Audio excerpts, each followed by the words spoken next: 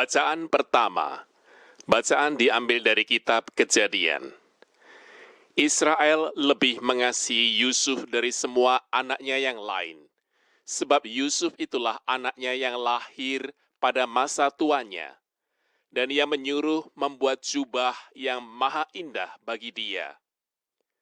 Setelah dilihat oleh saudara-saudaranya bahwa ayahnya lebih mengasihi Yusuf dari semua saudaranya, maka bencilah mereka itu kepadanya dan tidak mau menyapanya dengan ramah.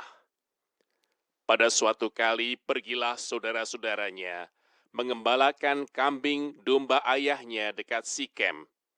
Lalu Israel berkata kepada Yusuf, "Bukankah saudara-saudaramu mengembalakan kambing domba dekat Sikem? Marilah engkau kusuruh kepada mereka." Sahut Yusuf, "Ya Bapa." Lalu kata orang itu, "Mereka telah berangkat dari sini, sebab telah kudengar mereka berkata, 'Marilah kita pergi ke Dotan.'" Maka Yusuf menyusul saudara-saudaranya itu, dan didapatinyalah mereka di Dotan. Dari jauh ia telah kelihatan kepada mereka, tetapi sebelum ia dekat pada mereka, mereka telah bermufakat mencari daya upaya untuk membunuhnya. Kata mereka seorang kepada yang lain, "Lihat, tukang mimpi kita itu datang. Sekarang marilah kita bunuh dia dan kita lemparkan ke dalam salah satu sumur ini. Lalu kita katakan, seekor binatang buas telah menerkamnya, dan kita akan lihat nanti bagaimana jadinya mimpinya itu." Ketika Ruben mendengar hal ini, ia ingin melepaskan Yusuf dari tangan mereka, sebab itu katanya, "Janganlah kita bunuh dia." Lagi kata Ruben kepada mereka, "Janganlah tumpahkan darah, lemparkanlah dia ke dalam sumur yang ada di padang gurun ini, tetapi janganlah apa-apakan dia." Maksudnya, hendak melepaskan Yusuf dari tangan mereka dan membawanya kembali kepada ayahnya. Baru saja Yusuf sampai kepada saudara-saudaranya, mereka pun menanggalkan jubah Yusuf, jubah maha indah yang dipakainya itu. Dan mereka membawa dia dan melemparkan dia ke dalam sumur. Sumur itu kosong, tidak berair. Kemudian duduklah mereka untuk makan.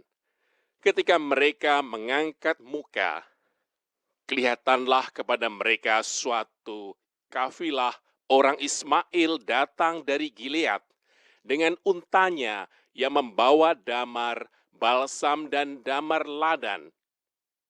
Dalam perjalanannya mengangkut barang-barang itu ke Mesir. Lalu kata Yehuda kepada saudara-saudaranya itu, "Apakah untungnya kalau kita membunuh adik kita itu dan menyembunyikan darahnya? Marilah kita jual dia kepada orang Ismail ini. Tetapi janganlah kita apa-apakan dia, karena ia saudara kita, darah daging kita." Dan saudara-saudaranya mendengarkan perkataannya itu. Ketika ada saudagar-saudagar Midian lewat, Yusuf diangkat ke atas dari dalam sumur itu, kemudian dijual kepada orang Ismail itu dengan harga 20 sikal perak.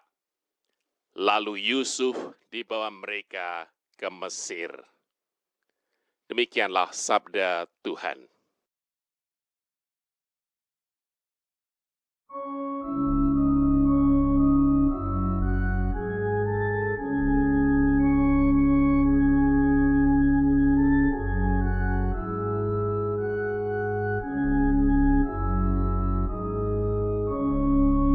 Segala jalan-Mu ya Tuhan adalah kasih setia.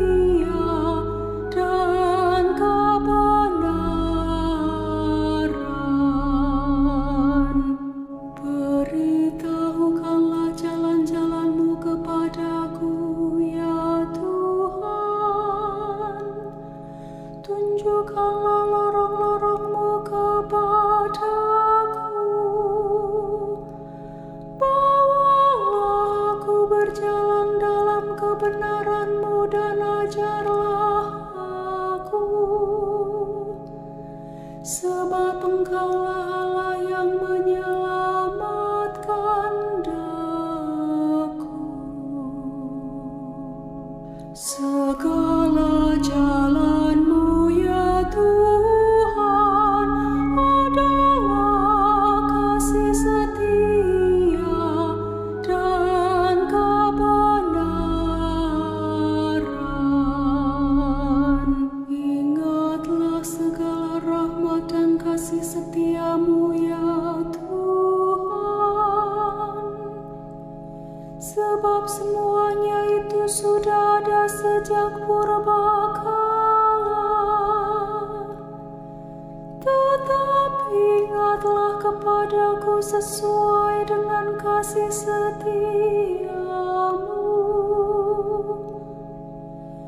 Oleh karena kebaikan-Mu, ya Tuhan. Segala jalan-Mu ya Tuhan adalah kasih setia dan kebenaran. Tuhan itu baik dan benar. Sebab itu Ia menunjukkan jalan kepada orang yang sesat. Ia membimbing orang-orang yang rendah hati menurut hukum dan mengajarkan jalannya kepada orang-orang yang bersahaja. Segala jalan-Mu ya Tuhan adalah kasih setia dan kebenaran.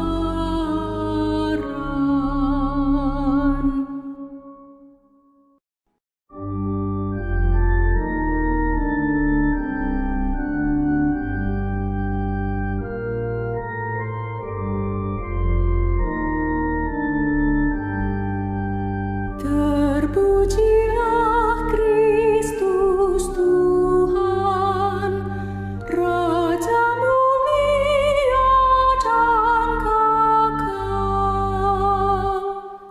Begitu besar kasih Allah akan dunia, sehingga Ia menganugerahkan anaknya yang tunggal,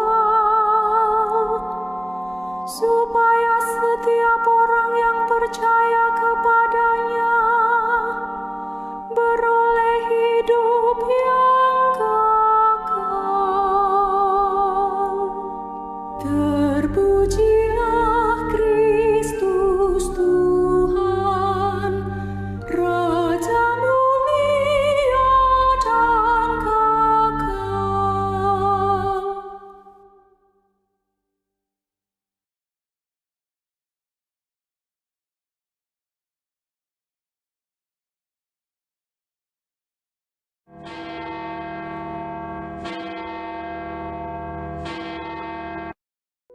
Pada waktu itu, Yesus berkata kepada para imam kepala dan tua-tua bangsa Yahudi, "Dengarkanlah suatu perumpamaan yang lain. Adalah seorang tuan tanah membuka kebun anggur dan menanam pagar sekelilingnya. Ia menggali lubang tempat memeras anggur dan mendirikan menara jaga di dalam kebun itu. Kemudian ia menyewakan kebun itu kepada penggarap-penggarap lalu berangkat ke negeri lain.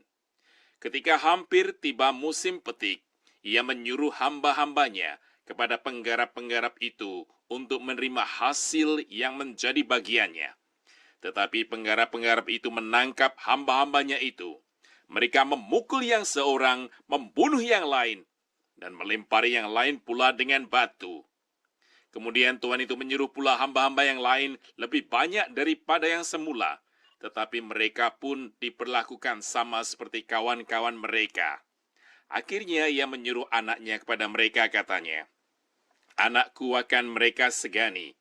Tetapi ketika penggarap-penggarap itu melihat anaknya itu, mereka berkata seorang pada yang lain, "Ia adalah ahli waris. Mari kita bunuh dia, supaya warisannya menjadi milik kita." Mereka menangkapnya dan melemparkannya keluar kebun anggur itu, lalu membunuhnya. Maka apabila tuan kebun anggur itu datang, apakah yang akan dilakukannya dengan penggarap-penggarap itu? Kata mereka kepadanya, "Ia akan membinasakan orang-orang jahat itu dan kebun anggurnya akan disewakannya kepada penggarap-penggarap lain yang akan menyerahkan hasilnya kepadanya pada waktunya." Kata Yesus kepada mereka, "Belum pernahkah kamu baca dalam kitab suci, batu yang dibuang oleh tukang-tukang bangunan telah menjadi batu penjuru. Hal itu terjadi dari pihak Tuhan, suatu perbuatan ajaib di mata kita. Sebab itu aku berkata kepadamu, bahwa kerajaan Allah akan diambil daripadamu dan akan diberikan kepada suatu bangsa yang akan menghasilkan buah kerajaan itu." Ketika imam-imam kepala dan orang-orang Farisi mendengar perumpamaan-perumpamaan Yesus, mereka mengerti bahwa merekalah yang dimaksudkannya. Dan mereka berusaha untuk menangkap dia, tetapi mereka takut kepada orang banyak, karena orang banyak itu menganggap dia nabi.